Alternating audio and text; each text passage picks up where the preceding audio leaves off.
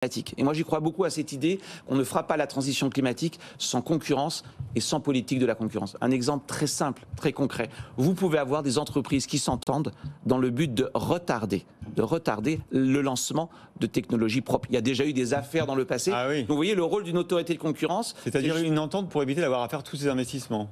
Ou alors pour faire mieux que la norme. Car aujourd'hui, la variable environnementale, c'est devenu un critère de choix pour le consommateur. Il ne regarde pas que le prix, il regarde aussi les qualités environnementales. Donc vous pouvez faire concurrence à votre concurrent, si j'ose dire, tout simplement en disant mon produit est meilleur que le vôtre, alors, sans tomber dans le greenwashing.